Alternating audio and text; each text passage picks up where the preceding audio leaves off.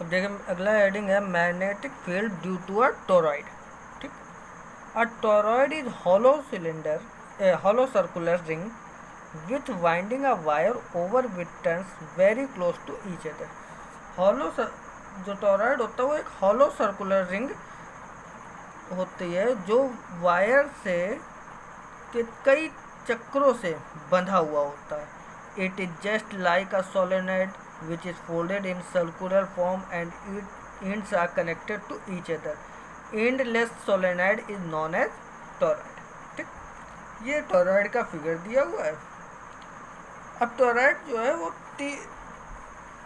Toroid को 3 parts में बांट दिया गया। पहला पार्ट क्या है? Magnetic field with in toroid core. मतलब हमको ये जो पॉइंट पी दिख रहा है ये पार्ट डैश वाला, यहाँ पर ये फर्स्ट पार्ट, मतलब यहाँ पर हमें सबसे पहले मैग्नेटिक फील्ड फाइंड करना है। तो इसमें क्या है देखते हैं। The point is to be find the magnetic field at the point within the core of the toroid. The radius of circular path is going through P is small R. तो according to Ampere circuital law formula क्या था? Close path integration B D L equal to mu not I.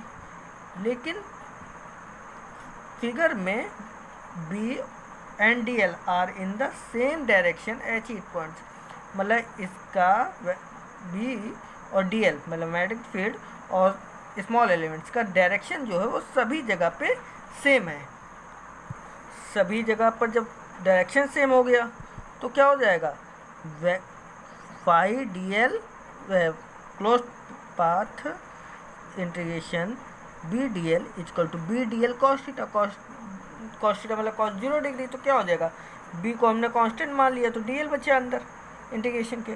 तो D L का करेंगे तो 2 pi are area हो जाएगा। मतलब length of circular path equal to 2 pi r. Numbers of turns in circular path capital N equal to N 2 pi r. मतलब length एक path circular path है उसका लेंथ जो है वो 2 पाई आर है। और इसमें अगर एन टर्न्स हैं तो कितने टर्न्स हो जाएंगे? मल्टीप्लाई कर दिया 2 पाई आर एन मतलब N 2 pi r. Total current in circular path, अब इसी में करंट का भी मल्टीप्लाई कर देंगे तो टोटल करंट आ जाएगा। तो एन आई 2 पाई आर। ठीक, तो 5 B D L equal to mu not I था। तो इंटीग्रेशन क्लोज पाथ इंटीग्रेशन है, close path integration B D L equal to mu not I. तो इसकी वैल्यू कितनी निकाली थी हमने? B 2 pi R. तो B 2 pi R equal to mu naught और आई की वैल्यू कितनी हो गई? आई की जगह पे टोटल आई कितनी हो गई? Mu 2 pi are N I N 2 pi R I. तो 2 पाई आर से 2 पाई आर कट गया। B equal to mu not I N. ठीक, अब N equal to N capital N equal to N 2 pi R था। तो numbers of turn मतलब N equal to N upon 2 pi R. तो N की जगह पे हमने क्या रखा? एन अपॉन 2 पाई आर ये रखेंगे। ठीक, एन की जगह पे तो हमने रख दिया, सॉल्व कर दिया।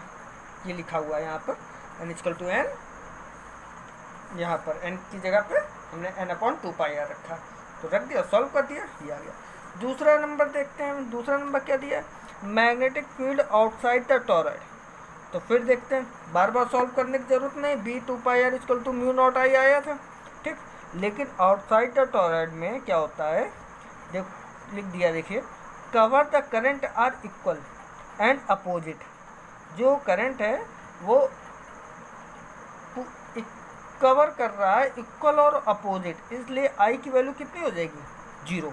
तो आई की जगह 0 तो इसका B 2 pi R equal to 0। तो B equal to 0.2 pi R हो जाएगा। तो मतलब 0 हो जाएगा इसका आंसर। मैं यहाँ पर मैग्नेटिक फील्ड कितना हो जाएगा? तीसरा पॉइंट से देखते हैं क्या दिया है। तीसरा पॉइंट दिया मैग्नेटिक फील्ड इन इनक्लोज्ड स्पेस। इसमें कोई सॉल्यूशन नहीं है, बस इतना याद रखना है, at point R magnetic field will be 0। 0 होगा, क्यों होगा? क्योंकि because the current bounded by the circle going through is 0। I की वैल्यू 0 थी ना, इसलिए यहाँ पर भी वैल्यू 0। अब अगली हेडिंग है मैग्नेटिक फोर्स। मैग्नेटिक फोर्स क्या होता है? When a charge particle moves in a magnetic field. मतलब कुछ चार्ज पार्टिकल जो हैं अगर मैग्नेटिक फील्ड में मूव कर रहे हैं तो आप फोर्स एक्ट ऑन इट्स, मतलब इसमें एक फोर्स काम करने लगता है। और फोर्स को क्या कहते हैं? Magnetic force. Magnetic force depends on following factors. Magnetic force कुछ फैक्टर्स पर डिपेंड करता है। फैक्टर्स कौन कौन से हैं? पहला है magnetic force is directly proportional to the magnitude of charge, मतलब चार्ज के मैग्नेटिक फोर्स जो है वो डायरेक्टली प्रोपोर्शनल होगा चार्ज के, तो F direct proportional to Q। दूसरा नंबर फैक्टर है magnetic force it is directly proportional to magnetic field, तो F directly proportional to magnetic field मतलब B।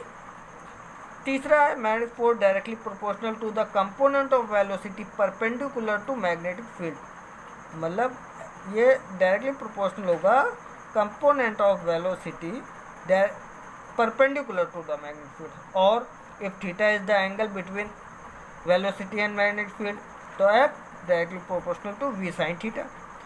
ठीक, ये हमारे 3 फैक्टर थे। अब इन 3 फैक्टर के ऑब्जर्वेशन किया गया, मतलब on the basis of above observation, तो टोटल क्या बन जाएगा हमारे पास? टोटल बन जाएगा F proportional directly proportional to QVB sine theta. Proportional का मार्क हटाएंगे, इक्वल लगाया K QVB sine theta, K equal to 1 constant let कर लिया है, सपोज किया कि ये K कॉन्स्टेंट ही है, तो F equal to QVB sine theta, ये फॉर्मूला हो गया। लेकिन अगर साइन थीटा, ठीक है कोई दिक्कत नहीं, आगे ज़रूरी नहीं थीटा की वैल्यू रख लेंगे। इन वेक्टर फॉर्म में अगर मैग्नेटिक फोर्स होगा तो फॉर्मूला होगा Q vector V cross vector B, ये हो गया मैग्नेटिक फोर्स।